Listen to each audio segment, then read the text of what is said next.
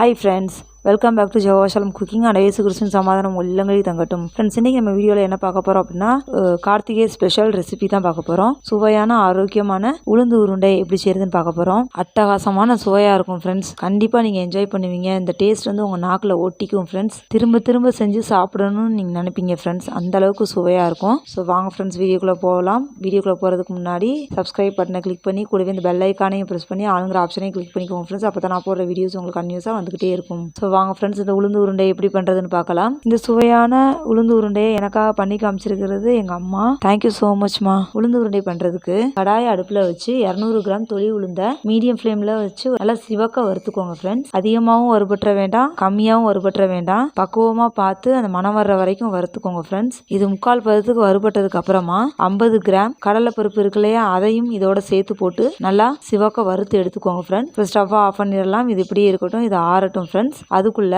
10 முந்திரி பருப்பை பொடியா கட் பண்ணி நம்ம எடுத்து வச்சிடலாம். இப்போ கடாயை அடுப்புல வச்சு கொஞ்சமா நெய் விட்டு நம்ம கட் பண்ணி வச்சிருக்கக்கூடிய அந்த முந்திரி பருப்பை நல்லா சிவக்க வறுத்து எடுத்துக்கலாம். இது இப்படி இருக்கட்டும் ஃப்ரெண்ட்ஸ். நம்ம ஏற்கனவே வறுத்து வச்சிருந்த உளுந்து வந்து நல்லா ஆறிடுச்சு. இதை வந்து மிக்ஸி ஜார்ல எடுத்துக்கலாம். கூடவே 5-6 ஏலக்காயை நல்லா நசுக்கி சேர்த்துக்கோங்க. இதை வந்து ஒரு சுத்தி எடுத்துக்கலாம் ஃப்ரெண்ட்ஸ். லேசா கொரன்னு அரைச்சி எடுத்துக்கோங்க. இந்த நேரத்துல ஒரு 100 கிராம் மண்டவெல்லத்தை நுணுக்கி இது கூட சேர்த்துக்கோங்க. அப்படியே போட வேண்டாம், கட்டி கட்டியா நின்றோம். இப்போ வந்து மிக்ஸியை வந்து ஒரு சுத்தி எடுத்துக்கலாம். இப்போ உளுந்து உருண்டை பிடிக்கிறதுக்கு மாவு ரெடி ஃப்ரெண்ட்ஸ். இதை வந்து வேறொரு பவுலுக்கு மாத்திக்கலாம். இதுல வந்து நம்ம நெய்ல வறுத்து வச்ச அந்த முந்திரிய போட்டு நல்லா கிளறி விட்டுக்கலாம். இப்போ நல்லெண்ணெய் விட்டு இதை வந்து உருண்டையா பிடிச்சு எடுத்துக்கலாம் ஃப்ரெண்ட்ஸ். இந்த உளுந்து உருண்டை ரொம்ப சுவையானது ஃப்ரெண்ட்ஸ், ரொம்ப ஆரோக்கியமானது. நீங்க ஒரு தடவை இந்த உளுந்து உருண்டை செஞ்சு சாப்பிட்டீங்க அப்படின்னா இன்னொரு தடவையும் செஞ்சு சாப்பிடணும்னு தோணும். சாப்பிட்டுக்கிட்டே இருக்கணும் போல தோணும். அந்த அளவுக்கு சுவை வந்து அமோகமா இருக்கும். எண்ணெய் பத்தலை அப்படின்னா இன்னும் கொஞ்சம் நல்லெண்ணெயை விட்டு உருண்டைகளா பிடிச்சு எடுத்துக்கோங்க ஃப்ரெண்ட்ஸ். நொடியில செஞ்சிடலாம். இது ரொம்ப நேரம்லாம் ஆகாது ஃப்ரெண்ட்ஸ், 10 நிமிஷத்துக்கு மேல ஆகாது.